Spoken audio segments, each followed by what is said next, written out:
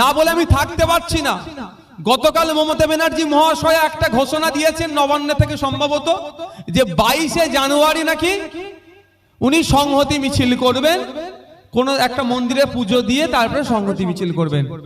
আমার প্রশ্ন একটা, 22শে জানুয়ারি বিজেপি যে কার্যকলাপ করছে, শুধু পশ্চিমবাংলা নয় সারা ভারতবর্ষের মানুষ কিন্তু ওটাকে ভালো চোখে দেখছে না। ধর্ম আর রাজনীতিকে গুলিয়ে ফেলছে বলে আমরা ভালো চোখে দেখছি না, আমরা ওর বিরোধিতা করছি। ধর্মস্থান তো ধর্মগুরুরা ইনগ্রেশন করবে, এতে যাবে, রাষ্ট্রনায়ক কিভাবে যাবে? রাষ্ট্রনায়ককে তো ধর্মনিরপেক্ষ হওয়া দরকার, আমরা বিরোধিতা করছি। কিন্তু মমতা ব্যানার্জির তো ভোট দরকার, ওনার আর কোনো কিছু নিয়ে উনি ভাবেন না, উনি আর শুধু দরকার ভোট, ভোট আর ভোট, অন্য কথা তিনি কিছু ভাবেন না। উনি ভোটাং করে গতকালকে কি ঘোষণা করলেন, 22 তারিখে উনি সংহতি মিছিল করবে। বুঝতে পারছেন ওনার কি দরকার? মুসলিমদের লাশ, মুসলিমদের রক্ত, মুসলিমরা মারামারি করবে, কেস খাবে, ভয় পেয়ে যাবে, বিজেপির ভয় দেখে কলেজে চলে আসবে। আমি এই জায়গা থেকে আপনাদেরকে সতর্ক সজাগ করছি। আমি নওশাদ সিদ্দিকী বলছি, মমতা ব্যানার্জি সব থেকে বেশি যিনি বিরোধিতা করে, তারপরেও বলছি মমতা ব্যানার্জি মহাশয়া 22-এর পরিবর্তে 23 তারিখ অর্থাৎ নেতাজির জন্মদিনটা আমরা দেশপ্রেম দিবস উদযাপন করি, সেই দিনটাকে উনি ঘোষণা দিক। নওশাদ সিদ্দিকী উনার ডাকে আমি সংহতি মিছিলে হাজির হব, কিন্তু 22 তারিখে একটা ইচ্ছাকৃতভাবে হোক অনিচ্ছাকৃতভাবে হোক কেউ যদি অশান্তি লাগায়, এই দায়টা কি মমতা ব্যানার্জি নেবেন? উনি তো চাইছেন মনে হয় এক প্রকার, আমার মনে হয় যে মারামারি হলেই, ধর্মে ধর্মে হানাহানি হবে, তাহলে ওনার ভোট ব্যাংকটা সুরক্ষিত থাকবে। 22 তারিখটা উনি বেছে নিলেন কেন? ওনার কি এখন মনে ভালোবাসা কি উতলে উঠছে নাকি? হ্যাঁ, ভালোবাসা কি উতলে উঠছে? যদি ভালোবাসা উতলে উঠে বাবরির জন্য, আমি কোরআন কোট বলছি, তাহলে আপনাদের বলে রাখি, যারা বয়স্ক লোকেরা আরো ভালো বুঝবেন, 1992 সালে বাবরিকে শহীদ করেছিল, আর এই মমতা ব্যানার্জি 1998 সালে কার হাত ধরেছিল? যে বাবরি শহীদের মূল হোতা অর্থাৎ লালকৃষ্ণ আডবাণীজির হাতে হাত মিলিয়ে লড়াই করেছিল একসাথে। তখন মনে ছিল না? তখন ভালোবাসা ছিল না বাবরির জন্য?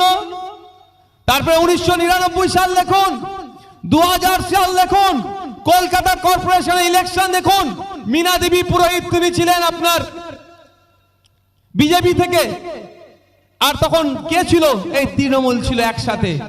তখন বাবরির ভালোবাসা উতলে ওঠেনি মনে। আজ 30 বছর হয়ে যাচ্ছে, এখন ভালোবাসা উতলে ওঠেছে, সংহতি যাত্রা করতে হবে।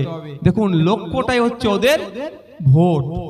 ঠিক যেভাবে বিজেপি বাবরি রাম মন্দিরকে দেখিয়ে ভোট নিতে চাইছে, আর কিছু সংখ্যক রাজনৈতিক দলের নেতারা বা রাজনৈতিক দল একটু আত্র মুখে ওই রাম মন্দিরের বিরোধিতা করে কি করবে? ভোটটাকে সুরক্ষিত করার চেষ্টা করছে। আমি শুধু এটুকুই বলতে চাই, মমতা ব্যানার্জির স্ট্যান্ডটা ক্লিয়ার করতে চাই আপনাদের কাছে, ভিতরে হিডেন এজেন্ডা কি আছে। যেদিনকে বাবরির পরিবর্তে রাম মন্দিরের পক্ষে রায় হলো, সেই দিনকে মমতা ব্যানার্জি কি বলেছিলেন মনে আছে? যদি না মনে থাকে গুগলটা খুলে দেখে নিন, উত্তর পেয়ে যাবেন। সেই দিনকে তিনার কোনো কমেন্ট খুঁজে পেলাম না ঠিক মতো। আর আজকে গতকালকে কেন বলছেন? উনি দেখছেন যে উনার যে ভোট ব্যাংক ক্রমশ উনার হাত থেকে বেরিয়ে চলে যাচ্ছে, এই সুযোগ হচ্ছে ভোট ব্যাংকটাকে আবার কাছের দিকে টেনে নিতে হবে। ঠিক যেভাবে সিএ নামে ভোট ব্যাংকটাকে কাছে রেখেছিল, আপনারা কি দেখলেন? সিএ এর হাত থেকে বাঁচতে হবে নাকি? ভোটটা কাকে দাও? তৃণমূলকে দাও, সিএ এর হাত থেকে বাঁচিয়ে দেবে। ভোট তো দিলেন, এখানকার লোকসভার যিনি এমপি ছিলেন, সিএ এর সময় তিনি কাকে ভোট দিয়েছেন? না ভোটদান থেকে বিরত ছিল, না বিপক্ষে ভোট দিয়েছিল? এটা কি খোঁজ নিয়েছিলেন? বিজেপির হাত থেকে বাঁচার জন্য যাকে সুযোগ দিচ্ছেন, সে তো বিজেপির থেকেও কোনো অংশে কম দেখতে পাচ্ছি না। শুধু একটা মুদ্রার এপিট আর ওপিট, এরা সকলেই চাই মনে প্রাণে আপনাকে আমাকে ভয় দেখিয়ে ভোটটা নেবে, আর আপনাকে আমাকে যত অশিক্ষিত মূর্খ করে রাখতে পারবে এদের তত লাভ। সিএ এর ভয় দেখানো হচ্ছে, সিএ এর ভয় দেখানো হচ্ছে। আমি আপনাদের বলি, এখানে যারা ভয় পান তাদের উদ্দেশ্যে বলছি, সিএ এর আইনটাকে আমরা একবার পড়েছি, আমার মনে হয় কেউ পড়েনি। পড়েছি কেউ? ওখানে নাকি এরা ভয় দেখাচ্ছে ভারতীয় মুসলিমদেরকে তাড়িয়ে দেবে। আমি দায়িত্ব নিয়ে বলতে পারি, সিএটা হচ্ছে একটা ভোট ধরা কল। বিজেপি সিএ নাম করে কিছু ভোট ধরছে এই কলের মাধ্যমে, আর তৃণমূলের মতো যারা আছে সিএ এর ভয় দেখিয়ে সিএ করে তাড়িয়ে দেবে, তোরা আমাদের কাছে আয়, তোদেরকে বাঁচিয়ে নেব, এই ধরনের ভোট। এটা ভোট ধরা কল ছাড়া আর কিছু নয়।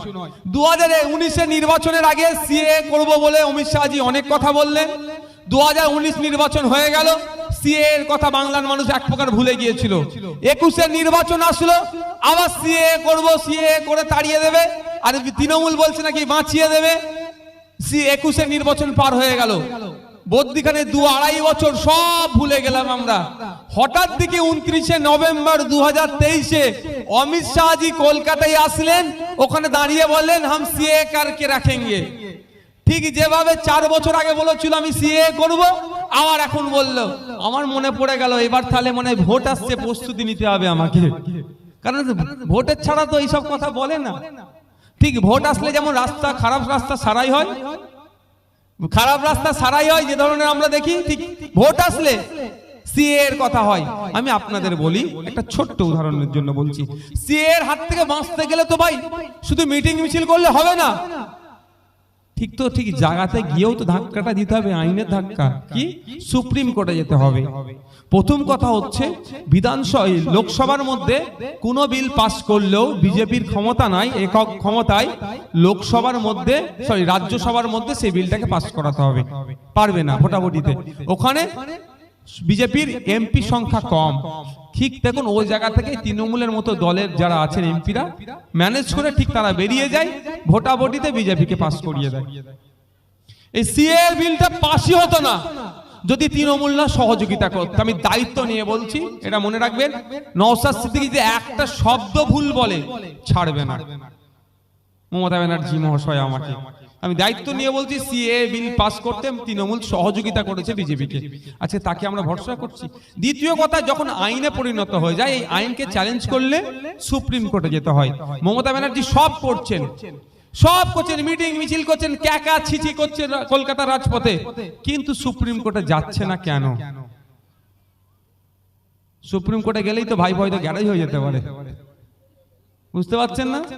ভাইপো হয়তো গ্যারেজ হয়ে যেতে পারে, কিন্তু নওশাদ সিদ্দিকীরা যাকে বলে বিজেপির দালাল, বিজেপির বিরুদ্ধে আমরা সুপ্রিম কোর্টে গিয়ে আমি নওশাদ সিদ্দিকী আমি মামলা করেছি সিএ বন্ধের জন্য। তো আমি বোঝানোর জন্য বলছি, আমার মতো আরো 200-র উপরে মানুষ মামলা করেছে, আমিও একটা বাংলা থেকে একজন। তো এরা আপনাকে শুধু ভুল বুঝিয়ে ভোটটা নিতে যায়, ভোটটা মিটে যাবে, আপনাকে আর কোনো গুরুত্ব থাকবে না।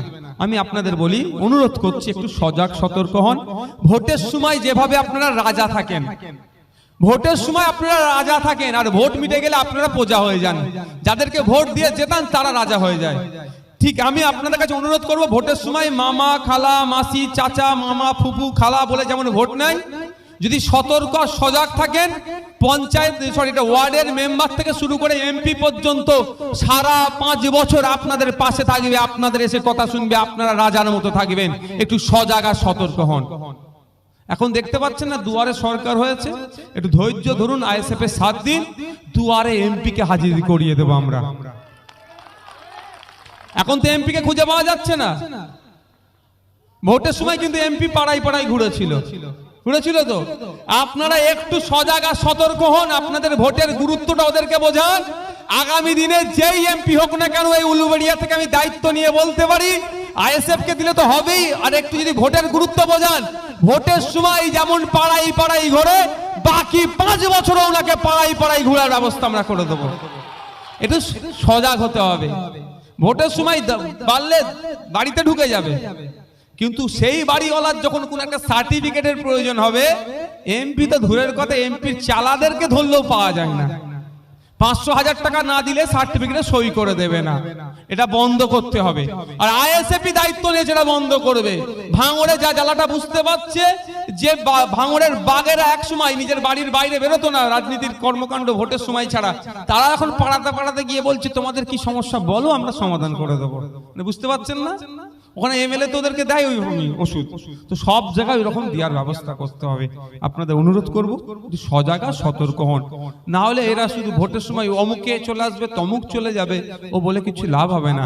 আপনাকে শুধু কাউকে আটকাবার দায়িত্ব রেখেছে, ও বন্ধ করে আপনার পাড়ার যে লোকটা খেতে পাচ্ছে না ওর খাবারটা কিভাবে ব্যবস্থা করা যায় সরকারি ভাবে, ওর অধিকারটা কিভাবে সুনিশ্চিত করা যায়, যার মাথায় ছাদ নাই কিভাবে ছাদটা পাবে, যে 100 দিনের কাজ করে যা সংসার চলতো 100 দিনের কাজের টাকা পাচ্ছে না কিভাবে কাজের ব্যবস্থা করা যায়, ওর জন্য আমাদেরকে লড়াই করতে হবে।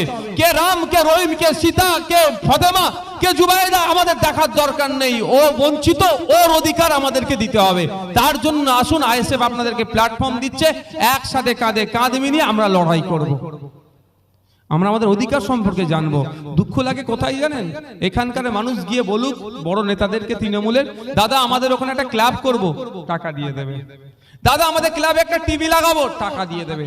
দাদা আমার ক্লাবে ক্রাম বোর্ড লাগবে, টাকা দিয়ে দেবে। দাদা ফিস্টি করব, টাকা দিয়ে দেবে। দাদা মদের দোকান করবো, বলছে আমি লাইসেন্সের ব্যবস্থা করে দিচ্ছি, দিয়ে দেবে। আর ওই গিয়ে বলুক দাদা আমাদের প্রাইমারি স্কুলে টিচার নাই, একটা নিয়োগ করে দাও না, দেখছি। ও ইয়ে বলুক দাদা আমাদের প্রাইমারি স্কুলে টেবিল চেয়ার ঠিকঠাক নাই, বোর্ড ডাস্টার নাই, একটু ব্যবস্থা করে দেন না, ঠিক আছে হয়ে যাবে দেখছি। মানে এরা মদ মাতালে আতাল মাতাল হয়ে যাও, আড্ডাবাজি করো, কোনো সমস্যা নেই, মদের বোতল চাও তুলে দেবে, চক ডাস্টার চাও আপনার হাতে দেবে না। কারণ কি, ও চক ডাস্টার থাকলে আগামী দিনে নওশাদের মতো তৈরি হবে, অ্যাডভোকেটদের মতো তৈরি হবে, আফতাবদের মতো তৈরি হবে, প্রশ্ন করবে।